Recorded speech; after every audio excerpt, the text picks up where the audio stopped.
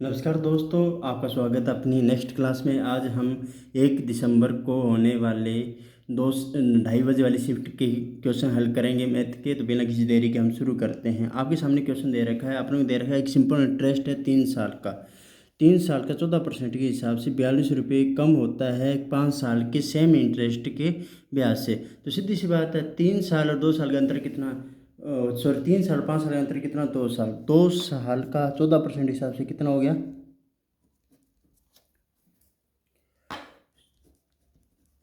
28%। कितना हो गया, 28%। अपने को 28% की वैल्यू पता है कितनी है, 4200। फाइंड क्या करना है, फाइंड करना है अपने को कुल सम, यानी कितनी अमाउंट थी। तो 1% की वैल्यू कितनी हो जाएगी, आपको पता है 1% की वैल्यू 4200 बटे में 2800 गुणा में 100% की वैल्यू गुणा में 100 कर देंगे। ये किसकी टेबल से कट हो जाएगा, 7 की टेबल से। ठीक है, 7 से 42, 7 चौके 28, ये हो गया, इसे हो गया 25। 25 के कितना होता है अभी, 150, यानी 15,000 अपना अमाउंट आंसर आ गया। कितना आ गया, 15,000 अपना आंसर आ गया। बिल्कुल सिंपल तरीके से इस क्वेश्चन को अटेम्प्ट करना था, कुछ बिल्कुल लेस कैलकुलेशन में इसको सॉल्व करना था। अब नेक्स्ट क्वेश्चन देखते हैं। क्वेश्चन नंबर 2 अपने सामने ये रहा। आराम से क्वेश्चन को देखिए, आपसे हो रहा है तो सॉल्व करने की कोशिश ज़रूर कीजिएगा। ठीक है, इसको सॉल्व करने के आप क्वेश्चन क्वेश्चन जैसे दिखे आपको, आप आंसर को मत वेट कीजिए, आप इसे सॉल्व करने की खुद कोशिश कीजिए। क्वेश्चन आपके सामने ये है कि किसी काम को 450 आदमी 20 दिन में कर सकते हैं, उसी काम को 30 दिन में पूरा करने के लिए कितने व्यक्ति चाहिए। MDH लगेगा, 450 गुणा में 20 बराबर x आदमी 30 दिनों के लिए। सॉल्व करोगे, 0 से 0 कट, ये 15 आ जाएगा, 15 दूनी 300। ठीक है, तो कितने आदमी चाहिए अपने को, 300 आदमी चाहिए। इसी तरह देखते हैं अपना नेक्स्ट क्वेश्चन।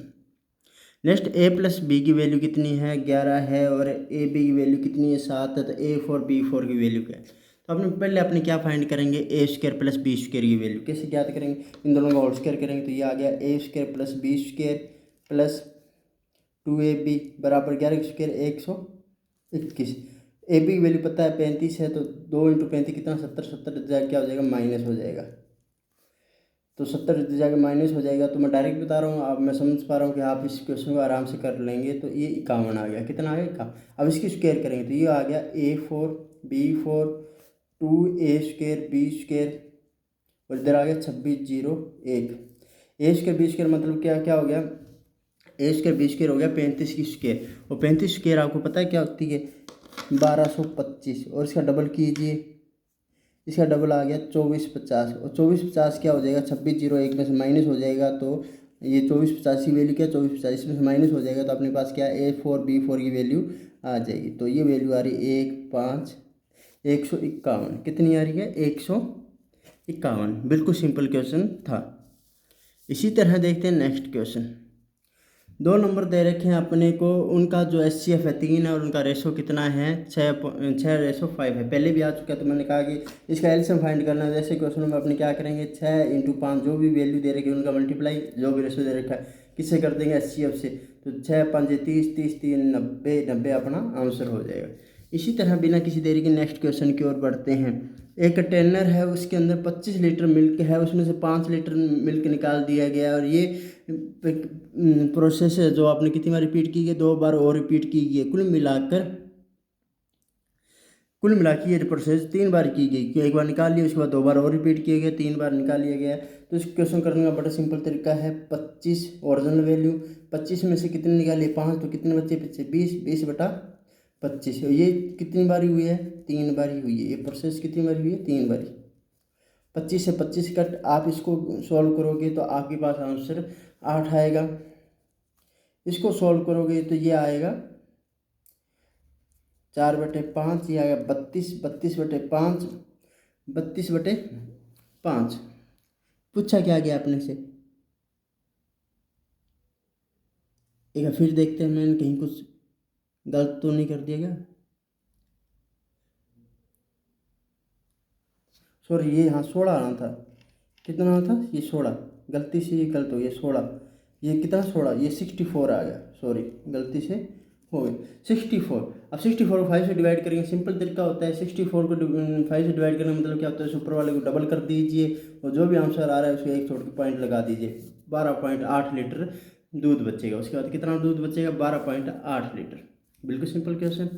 नेक्स्ट क्वेश्चन, ये बिल्कुल सिंपल क्वेश्चन होता है। ये बिल्कुल इनका मोस्टली आंसर जीरो ही होता है। बिना देखे आप कभी तुक्का लगाना हो तो लगा सकते हैं, हालांकि मैं ये कहता नहीं कि तुक्का लगाओ, लेकिन सोल्व करना कैसे। मुझे पता है कि x प्लस वाई की वैल्यू कितनी है, 36। आपको पता है इसी क्यूब सोल्व करेंगे तो आपको पता है a cube plus b cube solve करोगे, उसमें एक स्टेप जरूर आएगा ए प्लस बी।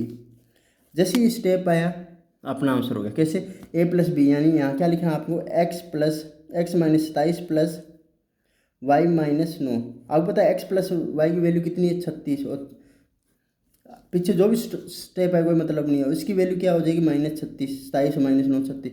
36 में 36 के तो जो कितने बच्चे, जीरो। जीरो को किसी से मल्टीप्लाई कर दीजिए, आंसर क्या आएगा, जीरो ही आएगा। तो अपना आंसर क्या आने वाला है, जीरो। बिल्कुल सिंपल क्वेश्चन था। इसी तरह देखते हैं अपना नेक्स्ट क्वेश्चन। और एक छोटी सी अपील करना चाहूँगा, अगर आपको ये क्लास अच्छी लग रही है तो प्लीज़ इसे शेयर कीजिएगा, कमेंट के जरूर कीजिए और लाइक कीजिएगा। इससे क्या होता है, रीच बढ़ती है, वीडियो आगे तक जाती है और थोड़ा सा मनोबल भी बढ़ता है। अन्यथा कोई बात नहीं, अगर नहीं पसंद आए तो कोई बात नहीं, वैसे कमेंट तो करना चाहिए। नेक्स्ट क्वेश्चन, आपने जो पाई चार्ट दे रखा है उसके अंदर आपने को 8 कंपनियां दे रखी है, उनकी कुल वैल्यू कितनी है, 2000 है। ठीक है, और ये बाइक्स की समथिंग ऐसा कुछ दे रखा है। तो आपने क्या पूछा गया, एवरेज का डिफरेंस पूछा गया, किसका, पी क्यू आर एस का। P Q R S, P और क्यू कितना हो गया, 19 और आर सॉरी क्या बोल रहा हूँ मैं, 21 और 19 कितना हो गया, 40, 40 और 5 45, 45 के बाद एस आ गया, कितना आ गया, 65। बिल्कुल सिंपल है, 65। फिर देखिए 21 19 40 5 5 45 45 और 20 65% का एवरेज। ठीक है, और उसके बाद जो पीछे बची है यू वी और डब्ल्यू, आपको पता ही लग गया। फिर ये सिंपल सी बात है, चार का आपने लिख लिया, चार का पीछे कितना रह जाएगा, 35%, क्योंकि 100% होता है टोटल, कितना रह जाएगा, 100% होता है, तो ये 35%। सिंपल डिफरेंस लेंगे इनका 30%/4, यानी कि ये क्वेश्चन क्या चाह रहा है कि आपको 2000 का 30/4% फाइंड करना है। 30/4% फाइंड करना है, किसका, 2000 का। तो 2000 का फाइंड कर लीजिए। ये पूछा है, क्यों, मैं फिर बता रहा हूँ क्या कह रहा है ये। अपने क्वेश्चन में दे रखा है कि WPQRS इसका एवरेज और TUVW का एवरेज में डिफरेंस बताइए। तो सीधी सी बात है, इनका परसेंट कितना हो गया, 65/4%, और इनका एवरेज कितना हो गया, 35/4%। पहले कोई मल्टीप्लाई डिवाइड करने की कोई आवश्यकता नहीं है, जैसे है वैसे लिखो। इनको आप डिफरेंस लेंगे इनका, तो आपको पता है 35 में 30 के कितने बचे, 30, और 35 के 30%, 30/4% आपका आंसर आ गया। और ये किसका निकालना है, 2000 का। तो यहाँ 2000 लिख दीजिए मल्टीप्लाई में, और परसेंट की जगह क्या आ जाएगा, जीरो आ जाएगा। ये जीरो, 2 जीरो से 2 जीरो कट, ये 5 से कट, और 30 × 5 क्या हो गया, 150। 150 अपना आंसर आ गया। इसी तरह देखते हैं अपना नेक्स्ट क्वेश्चन। ये बिल्कुल सिंपल क्वेश्चन होते हैं, कुछ क्वेश्चन में दम वाली बात ही नहीं होती। ए बी इक्वल है ए डी के, ए सी इक्वल है ए ई के दे रखा है, और इसका मतलब ये ट्राइंगल भी होगा। तो आपने लिख सकते हैं कि SAS कांग्रेसी से ये क्या है, कॉन्ग्रुएट है, यानी कि ये सुरांग सम है। अगर सुरांग सम है तो इनकी सब साइड इक्वल होनी चाहिए। अगर BC 11 है तो ये भाई साहब ये भी 11 होगी। BC 11 है तो ED भी क्या होगी, 11 होगी। बिल्कुल सिंपल कॉन्सेप्ट बेस्ड क्वेश्चन था आपका, बिल्कुल सिंपल सा कॉन्सेप्ट भी क्लियर होती है, क्वेश्चन आराम से हो जाएगा। इसी तरह देखते हैं अपना नेक्स्ट क्वेश्चन। नेक्स्ट क्वेश्चन को आप देखिए,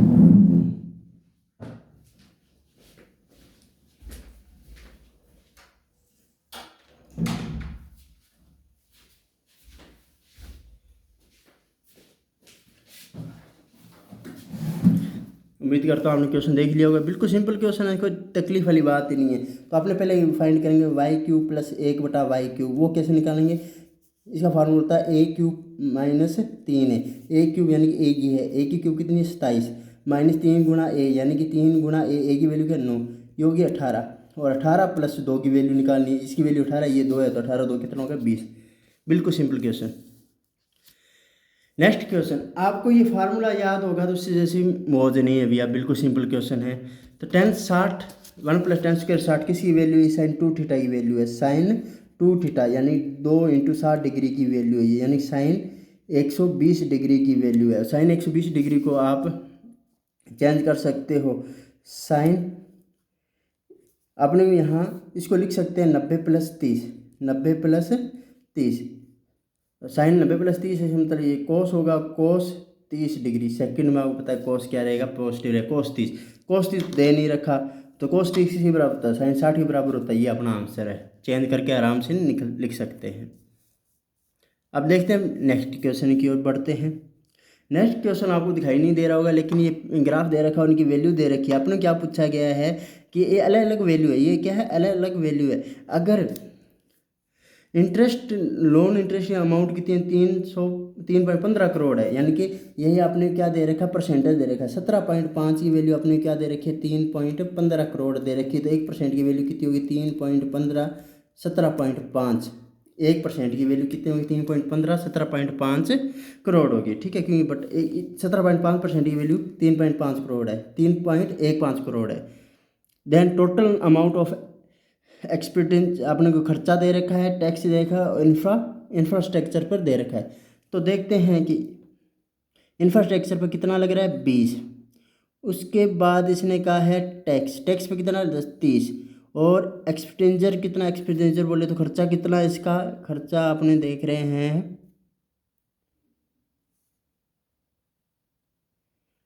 ये 1 मिनट।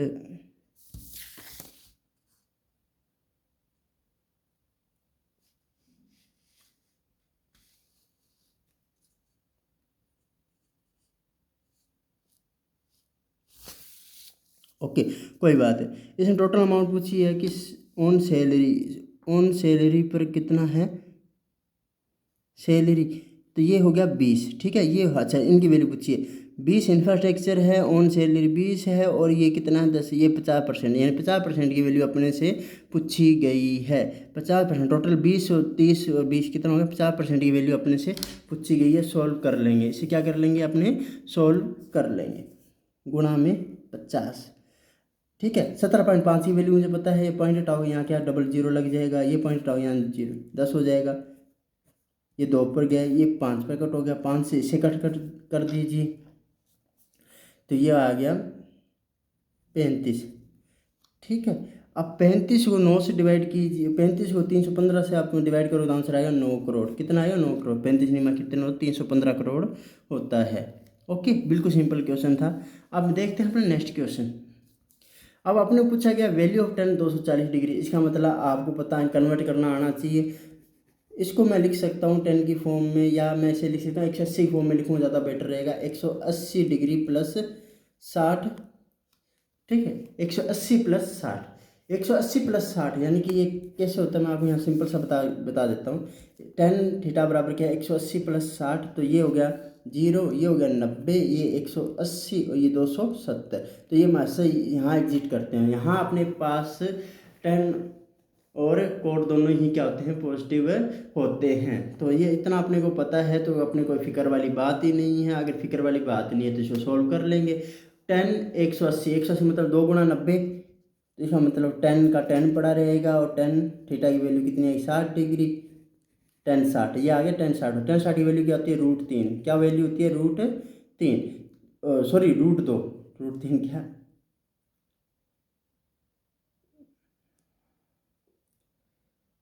अरे √3 ही होती है, सॉरी। ठीक है, कितनी वैल्यू होगी? √3। √2 गलती से लिखा गया अभी, √3 होती है। क्या होती है? √3। 10 60 की वैल्यू पूछी जा रही है ना, 10 60 की वैल्यू क्या होगी? √3। √3 अपने पास वैल्यू आ गई है। यहाँ दो वैल्यू दे रखी है, एक माइनस में एक प्लस में। आपने को पता है इसकी वैल्यू क्या आएगी? प्लस में। अगर माइनस में आती, अगर इस क्वार्टर को छोड़ के और किसी क्वार्टर में ये वैल्यू चली जाती तो माइनस में आती। ओके, और 10 60 की वैल्यू क्या आती है? √3 होती है। अब नेक्स्ट क्वेश्चन की बात कर रहे हैं बिना किसी देरी के। अगेन अपने पास एक DI फॉर्म में सॉरी एक टेबल दे रखी है। टेबल को अपने सॉल्व करना है। इसके अंदर पूछा गया है कि अपने कुछ आंकड़े दे रखे हैं और अपने पूछा गया है 2 टर्म दे रखी है, इनमें से कौन सी सही नहीं है?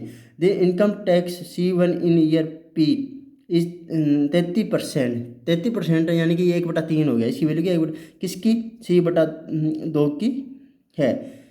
और जो C2 की जो क्यू ईयर में जो भी इनकम हुई है, ठीक है, C2 की क्यू की इनकम कितनी है, 250 और 250 का 1/3 किसी हालत में पी ईयर पी में C1 के 750 इक्वल नहीं आ सकता। इसका उल्टा संभव था, इसका उल्टा संभव था। अगर ये कहता ना C1 का 33% C2 के क्यू के बराबर है तो बिल्कुल सही था, तो ये बात इसकी यहाँ गलत हो जाती है। आप आराम से क्वेश्चन को रोक के पढ़ा करें, ठीक है, मैं तो यहाँ सॉल्व करा रहा हूँ। और नेक्स्ट क्वेश्चन आपने क्या दे रखा है, ये स्टेटमेंट गलत होगी, फिर पहली स्टेटमेंट तो गलत। Second, the average income C1 and C2 in year T is 400। T की देखते हैं, टी की एक तो है 530, C1 में C2 में कितनी है 270, दोनों मिलकर कितने हो गया 800। 800 का एवरेज कितना हो गया 400। भाई ये बात तो सही है। इसने पूछा गलत कौन सी है, तो एक सिर्फ पहली वाली बात ही गलत है। इसी तरह देखते हैं अपन next question, question number 14 number question अपने देखते हैं।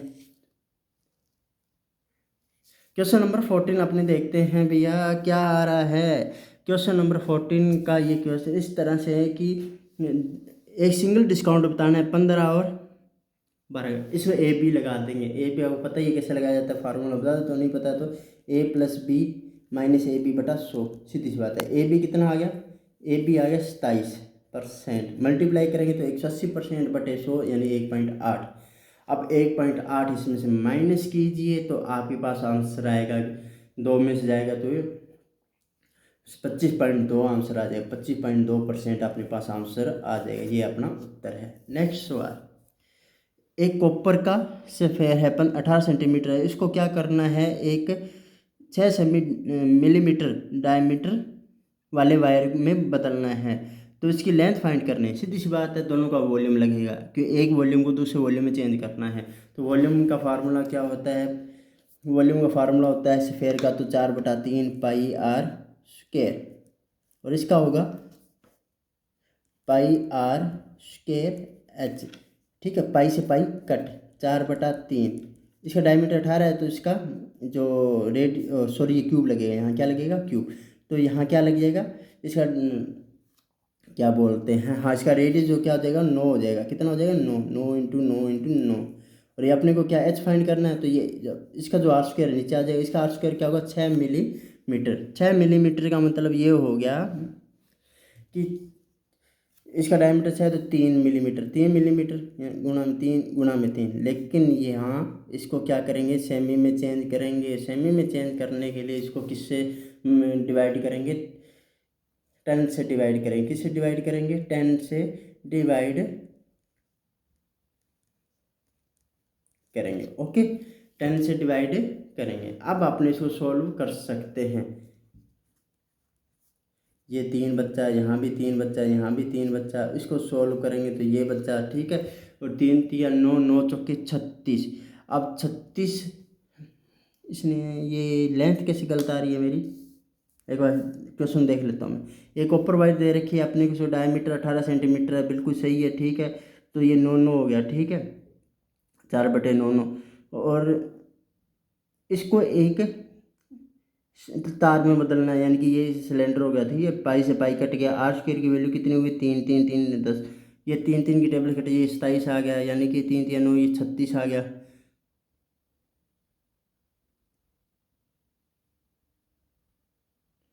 मीटर 360 मीटर से आंसर आना चाहिए था, लेकिन 108 कैसे आ रहा है, यहाँ क्या गलती की है।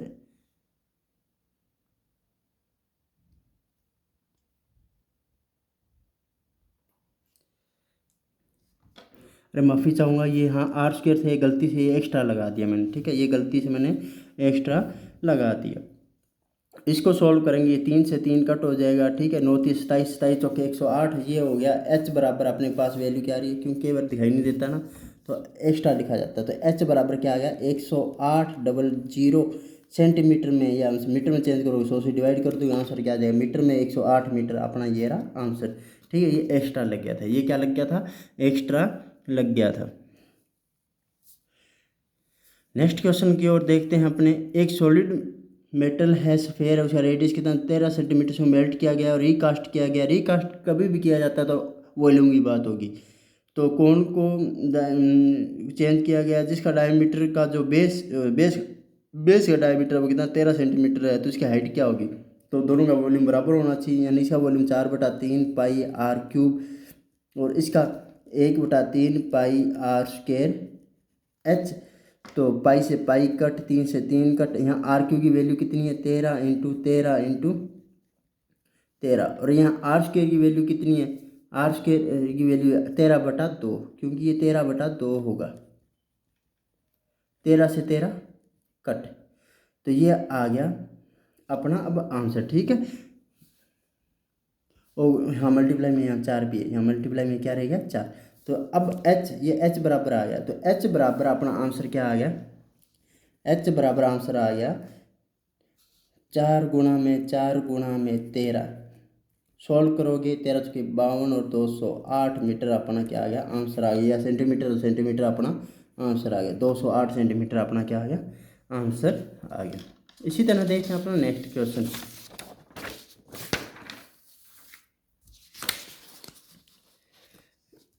इस सवाल को करने के से पहले आपको एक बात बताना चाहिए, tan theta minus sec theta बराबर 1/tan theta plus sec theta होता है। कैसे पता लगा आपको बताइए, tan square minus sec square theta बराबर 1 होता है, वहाँ से आप A square minus B square लगाओगे, ये फार्मूला डेरिवेट हो जाएगा।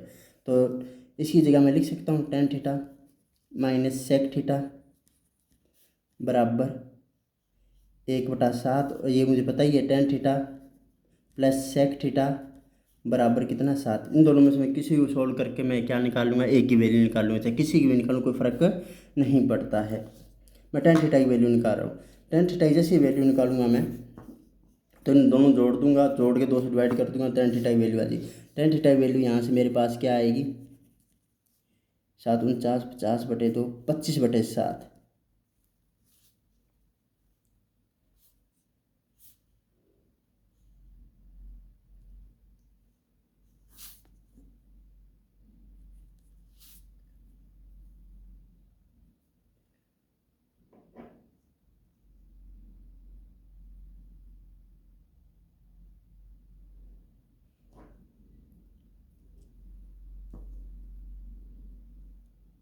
इन दोनों जोड़ कर अपने इसे सॉल्व करेंगे तो ऊपर 50/7 आ जाएगा। क्या आ जाएगा 50/7, 50/7 आ गया। 50/7 सॉल्व करूँगा टेन थीटा बराबर क्या आ गया, यहाँ कुछ गड़बड़ हो रही है। हेलो, हाँ एक बार फिर माफ़ी मांगना चाहिए, sec theta minus tan theta, बहुत बार गलतियाँ हो जाती है लिखने में मुझसे, ठीक है। ये क्या sec theta minus tan theta है, तो आप क्या लिख सकते हैं, तभी सोचना ये sec theta minus tan theta बराबर आपके पास आ गया 1/7। क्या आ गया 1/7। इसको और इस टर्म को सॉल्व करेंगे तो सेक थीटा बराबर अपने पास क्या आएगा, सेक थीटा बराबर आएगा 25/7। क्या आएगा 25/7, यानी कि ये करण है और ये आधार है, तो लम्ब क्या हो जाएगा 24। क्यों, तो मुझे पता है ट्रिपलेट मुझे याद है 7 24 25 की सवाल को मुझे क्या करना था स्पीड से, 7 24 25। तो साइन थीटा की वैल्यू क्या हो जाएगी, साइन थीटा की वैल्यू हो जाएगी, कहाँ गया ये रहा, साइन थीटा वैल्यू हो जाएगी 24/25 लंब बटा करण। उसको सोल्व करोगे तो 5 कट गया, 24/5 आंसर आना चाहिए। 24/5 ये रहा अपना आंसर 24/5। ये गलती से लिखा गया मुझसे, ये sec theta minus tan theta था, ठीक है, गलती से टेन थीटा माइनस हो गया। कई बार हो जाती है ऐसी गलतियाँ, लेकिन एक फिर ध्यान दीजिए, sec theta plus tan theta बराबर 7 है, तो सेक माइनस टेन थीटा बराबर आप क्या लिख सकते हो 1/10 प्लस सेक थीटा लिख सकते हैं, यानी कि sec theta minus tan theta value क्या 1/7। जब इस इक्वेशन सोल्व करोगे तो सेक थीटा बराबर आएगा 25/7। ये ट्रिपलेट बनती है 7 24 25, और 7 24 25 का मतलब ये हो गया कि यहाँ जो करण है वो 25 है, आधार 7 है, तो लंब कितना 24, 24/25 साइन थीटा का मान हो गया 24/25 गुणा में 5, 5 से 25 कटे, आंसर क्या आया 24/5, जो कि ऑप्शन नंबर 4 है। नेक्स्ट क्वेश्चन, ये बिल्कुल देख कर ही होने वाला क्वेश्चन है। एक्स वाई जेड की वैल्यू बतानी है और बार वाले एंगल की वैल्यू कितनी 120 डिग्री। मुझे पता है इस एंगल का और इस एंगल का जो सम होगा वो 120 डिग्री के बराबर ही होगा, तो मुझे सॉल्व करने की जरूरत ही नहीं है। X plus y plus z की वैल्यू कितनी है 120 डिग्री की 120 डिग्री बराबर है। यहाँ एक्सटीरियर एंगल वाली थ्योरम लग गई है। सवाल नंबर अब देखते हैं 19। दी रेशो ऑफ एक्सपेंडिचर की कितना दे रखा है, सेविंग ऑफ वुमेन कितना दे रखा है, सेविंग एक्सपेंडिचर अपने को दे रखा है, सेविंग दे रखा है 5:1, यानी कि ये मान के चलता हूँ 500 रुपये क्या खर्चती थी, 100 रुपये बचाती थी, तो उसकी इनकम कितनी थी, 600 रुपये इनकम थी। उसने क्या कहा है कि अब उसकी जो एक्सपेंडिचर है वो कितना हो गया, 10% इंक्रीज हो गया। 10% इंक्रीज होने का मतलब क्या हो गया, 110% हो, यानी ये हो गया 550। और सॉरी हाँ, इनकम, ये कह रहे हैं इनकम उसका कितना 10% है, ये 660 हो गया। इनकम कितना हो गया, 660 हो गया। और जो उसका जो उसका खर्चा है यानी एक्सपेंडिचर है वो कितना हो गया, 20% इंक्रीज हो गया। 20 यानी 120%। इसका 120% निकालेंगे तो कितना हो गया, 600। कितना हो गया, 600। यानी वो खर्चा कितना करता है, 600। तो बचत कितनी करेगा, 60 रुपये। यानी 100 के पीछे अब उसकी कितनी कम होगी, 40% सेविंग क्या होगी, कम होगी। तो 40% अपना आंसर है। Next question 20 number. ये बिल्कुल सिंपल क्वेश्चन होते हैं। इसमें 28 का डिवाइड देना और बताना है कि क्या रेशो बचेगा। सिंपल सी बात है, 27 में 28 का आप डिवाइड करो तो -1 रेशो बचेगा। कितना बचेगा, -1। अगर आपने रिमाइंडर थ्योरम की हुई है तो ये -1 है, -1 की 27 पावर, यहाँ भी -1, तो ये कुल मिला के कितना बचेगा, ये -1 ये -1, कुल मिला के दोनों कितना, ये -1 ही रहेगा, -2 बचेगा। रिमाइंडर कितना बचेगा, -2। आराम से -2 में कभी आएगा नहीं, तो 28 में से निकाल देंगे। 28 में से निकालेंगे तो अपना आंसर आएगा 26।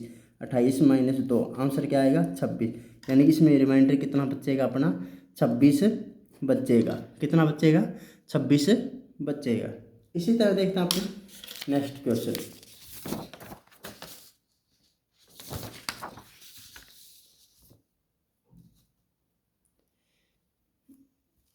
एक अपने को दे रखा है, स्टडी हुई में आंसर दे रखा है कि total number of students they रखे हैं, परसेंटेज दे रखे हैं जो उन्होंने बायोलॉजी ली, और एक रेशो दे रखा है मेल और फीमेल में।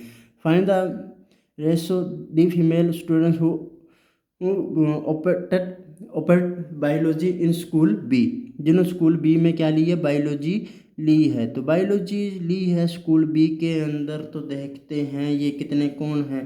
पहली बात ये 400 में से 36%, यानी कि 436% क्या हो गया, 4 × 36 कुल बायोलॉजी ली है। कुल रेशो कितना है इनका, 12। और कौन है ये, फीमेल है। कौन है, फीमेल। फीमेल की बात हो रही है तो ये 7 आ जाएगा। रेशो लगा दें, क्या लगा देंगे, रेशो। ज़्यादा कोई गुणा भाग करने की आवश्यकता नहीं, वैल्यू निकालने की कोई जरूरत नहीं है, ठीक है। बाद में अपने आप कट हो जाएगा। फिर डी की यही बात हो रही है। डी में अपने देखते हैं कुल बच्चे कितने, 800, यानी कि 800 में से कितना परसेंट, 18% ने क्या लिए, बायोलॉजी ली है। तो इनका रेशो कितना है, 12। और इनमें महिलाएं कितनी हैं, 9। 12 से 12 कट, और ये 18 से ये कट, और ये दोनों कट, तो 7:9 आंसर आ गया। 7:9। ये सीक्वेंस ध्यान रखना जरूरी है। पहले बी की बात पूछी गई तो बी को रेशो आएगा, बी का ही रेशो आएगा। कई बार ये होता है कि ये दोनों ही दे रखे हैं, जैसे 9 और 7, आप इन दोनों में से एक आंसर टिक करके आ जाते हो और गलत होने के चांस रहते हैं। तो ये ध्यान रखना, सीक्वेंस में ही आंसर देना है। पहले जिसकी बात की गई या जिससे रेशो पूछा गया, जिसके साथ कंपेयर किया गया, वो हमेशा क्या आता है, बाद में आता है। ऐसी कुछ बातें आपको ध्यान रखनी चाहिए। 22 नंबर क्वेश्चन। आपने क्या दे रखा है, एक ट्राइंगल दे रखा है, उसके अंदर एक 22 सेक्टर है, ठीक। ट्राइंगल बना लेते हैं पहले, ABC, ठीक। इसके अंदर एक ट्राइंगल है जो कि सॉरी एक ट्राइंगल ABC है, जिसे बाइसेक्टर BAC को, यानी कि इसको काटता है, वो D पर जाके मिलता है। अगर BD 6 है और ये BC पूरी कितनी 14, तो ये कितनी रहेगी, 8।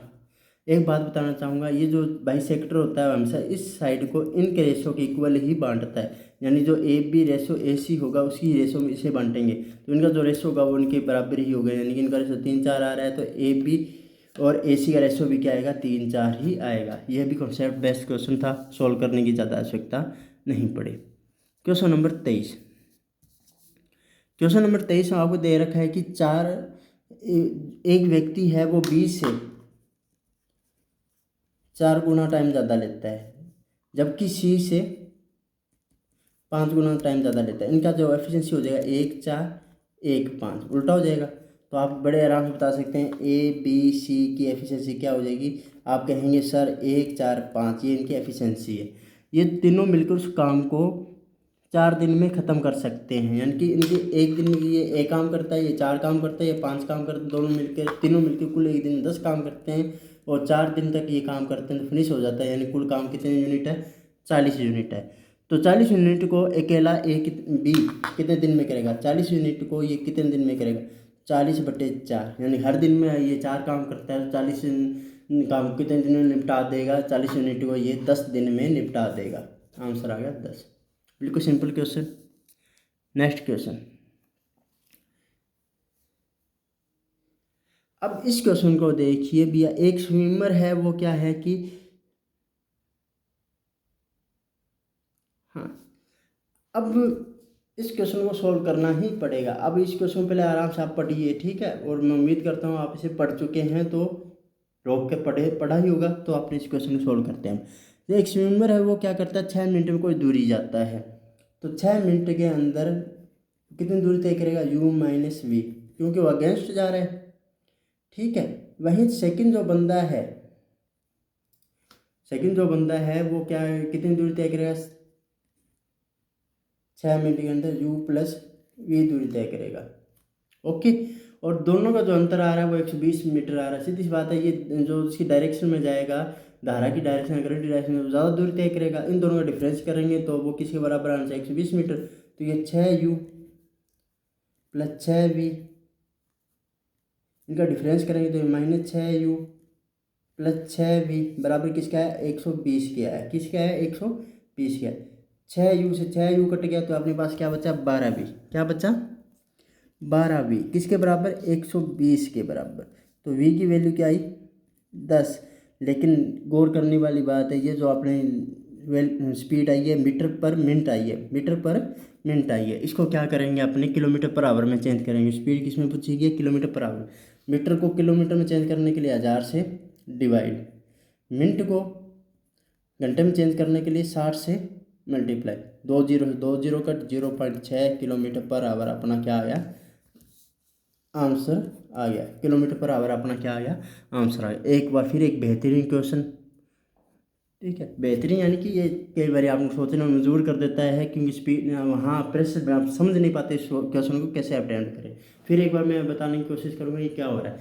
6 मिनट में ये धारा के खिलाफ जाएगा u-v, तो ये कितनी दूरी तय कर लेगा, time into speed, 6 into u-v, और धारा के साथ जाएगा तो u+v स्पीड, u+v स्पीड के साथ जाएगा तो ये कितनी दूरी तय कर लेगा, 6 मिनट इंटू 6 u+v।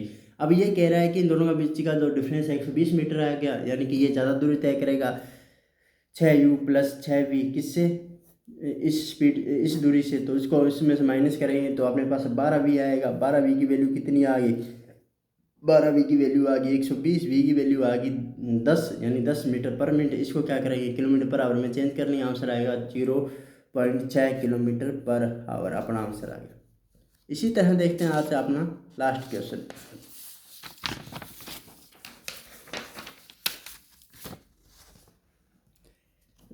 कपिल ने एक मोबाइल को 15% के लाभ पर बेचा। किसे, कपिल ने सचिन को बेचा, सचिन ने इसे रोहित को बेचा। कितने परसेंट की प्रॉफिट पर, 12% की प्रॉफिट पर। और रोहित भाई साहब ने इसे कितने रुपये दिए, 322 रुपये दिए। तो बताइए कुल कितना, कपिल ने इसे कितने में खरीदा। बड़ा सिंपल है, 15% को पहले आप फ्रैक्शन में चेंज कर लीजिए। 15% मतलब होता है 3/20, यानी चीज़ 20 की थी, भाई साहब ने 23 में चिपका दी, सीधी सी बात है। 12% का मतलब क्या होता है, 3/25, 3/25, यानी चीज़ कितने की, 25 की थी, भाई साहब ने कितने में लगा दी, 28 में। कितने में लगा दी, 28 में। ये कट जाएगा, ये 5 आ गया, ये कितना आ गया, 7 आ गया, ये 125 आ गया, और ये कितना आ गया, 161।